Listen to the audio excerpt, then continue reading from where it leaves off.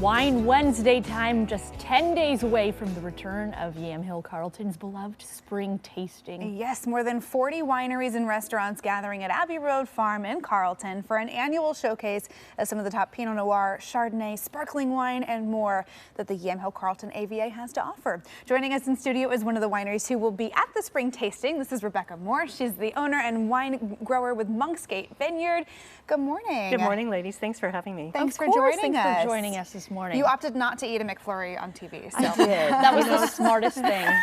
Good choice, good choice. Because we're going to talk about wine. We've moved from our treats to some more treats. So tell us a little bit about MonksGate.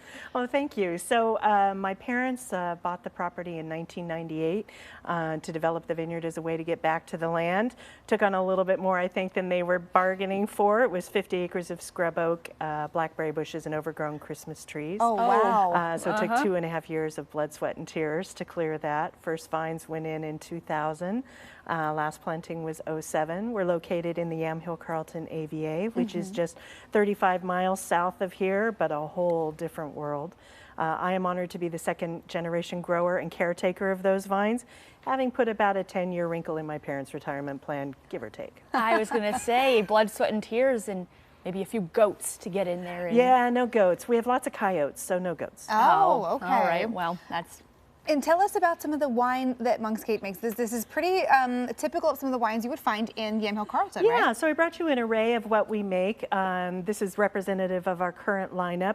We grow 5 different clones of Pinot Noir, and we have a little a little Riesling as well. So we make a dry rosé out of part of our Pinot. We do 2 different styles of Pinot. We are the land of Pinot in the Yamhill-Carlton AVA, of course.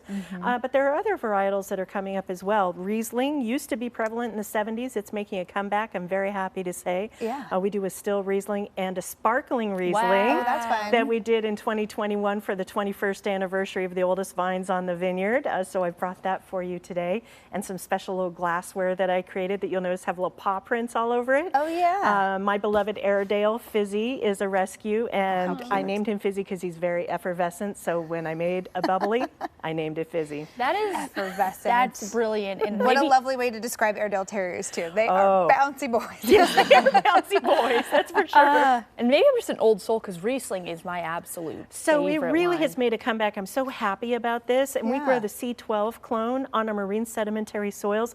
It's very citrus, it's bright, it's lovely. I encourage you to taste all the Rieslings you can. This is not the $8 bottle you bought in college. I always tell people, I'm like, if you haven't had Riesling for a few years, you got to try some Oregon Riesling. You have to. It's not the super sweet German Riesling that you started out with wine. Yes. Let's talk about the tasting. The Yamhill-Carlton Spring Tasting 2023. Yes, coming up next Saturday, cool the event. 22nd. It's going to be a fantastic event, or Saturday after this.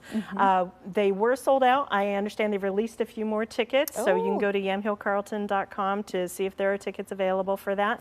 It's an amazing opportunity. I'm not aware of any other event where this many wineries from the Yamhill-Carlton region can be experienced in one room. It's like getting to visit the big wineries and the lesser known ones all in one spot. We have 43 wineries participating, 7 restaurants doing paired bites for the wines. It's a fantastic opportunity. And as you said, we grow so many different varietals now that the consumer can expect to taste a huge array of winemaking styles and varietals that are available in the Valley.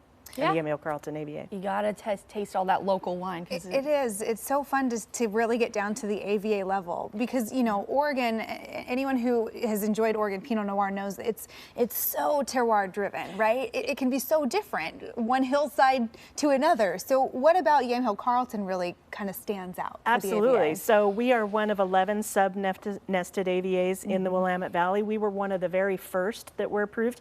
AVA stands for American Viticultural Area, and you have to do an application and prove why your area is distinct enough that wines from your region can be distinguished from wines from a next region, which could literally be next door. So the differences are that varied, that close. We sit on some of the oldest parent material in Oregon. We're on marine sedimentary soil. scales, and the shape of our AVA is a horseshoe. So that serves us really well because the western boundary is up against the coastal range. That protects us from the harsher and colder marine influence, but the bowl of the AVA holds heat. So our growers, especially in cooler years, have that assistance to continue ripening into the fall and ripen nice and evenly.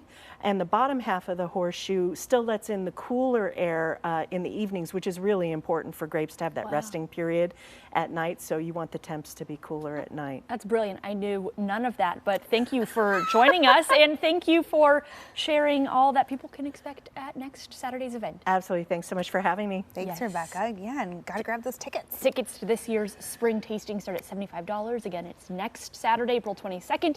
Get yours at yamhillcarlton.org/events.